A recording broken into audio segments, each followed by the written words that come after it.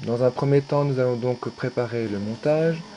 Nous allons peser à l'aide d'une balance 0,25 g de chlorure d'ammonium. Nous disposons donc d'une coupelle sur la balance. On a effectué au préalable le tarage. Et à l'aide d'une spatule, on dispose sur cette coupelle 0,25 g de chlorure d'ammonium.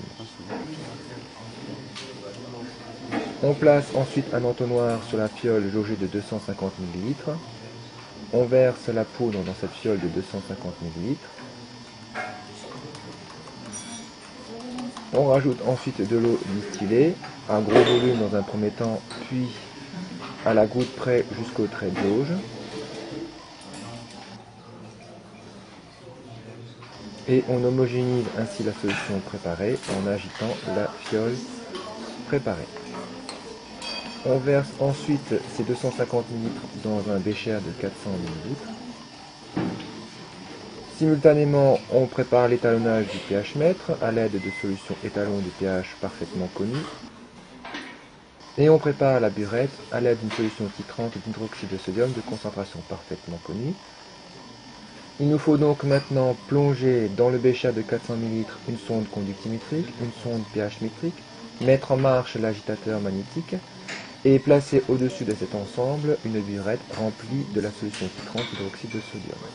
On peut ainsi mesurer simultanément le pH et la conductivité. Nous passons donc maintenant aux mesures. Nous disposons donc d'un pH mètre et d'un conductimètre. À chaque millilitre d'hydroxyde de sodium versé à la burette, de concentration parfaitement connue, nous relevons simultanément la valeur du pH et la valeur de la conductivité.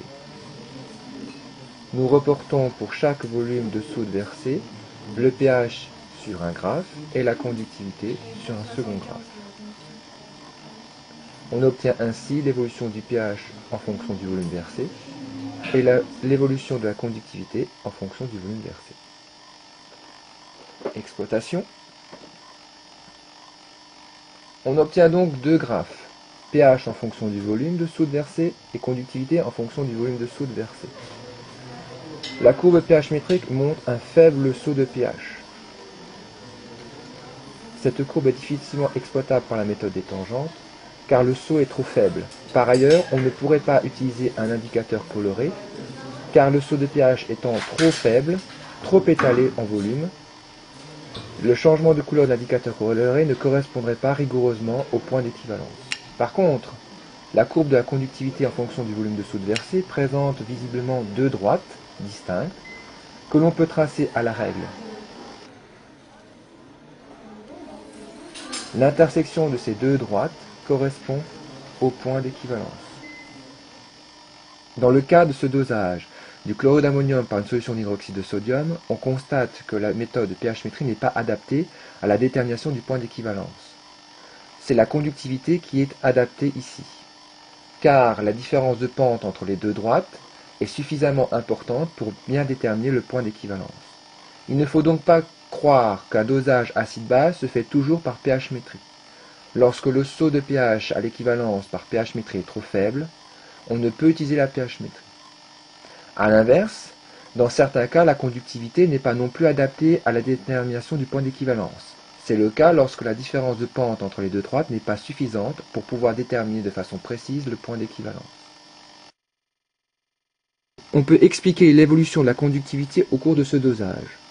Au point de départ, avant tout début de dosage, la conductivité est due à la présence des ions ammonium NH4+, et des ions chlorure Cl-, présents initialement dans le bécher. Lorsqu'on commence le dosage, on apporte des ions Na+, et des ions OH- dans le bécher qui contient des ions NH4+, et Cl-. Les ions OH- réagissent immédiatement avec les ions ammonium, de sorte que l'on comprend bien que la concentration en ions ammonium va diminuer, et donc que la conductivité due aux ions ammonium diminue. L'apport des ions Na+, par la soude ne permet pas de compenser la diminution de la conductivité des ions ammonium, la conductivité diminue. Après l'équivalence, tous les ions ammonium ont été dosés, de sorte que la soude, versée après l'équivalence, apporte des ions Na+, et des ions OH- qui ne peuvent plus réagir avec les ions ammonium. La conductivité va donc subitement augmenter fortement, d'autant plus que les ions OH- sont de très bons conducteurs.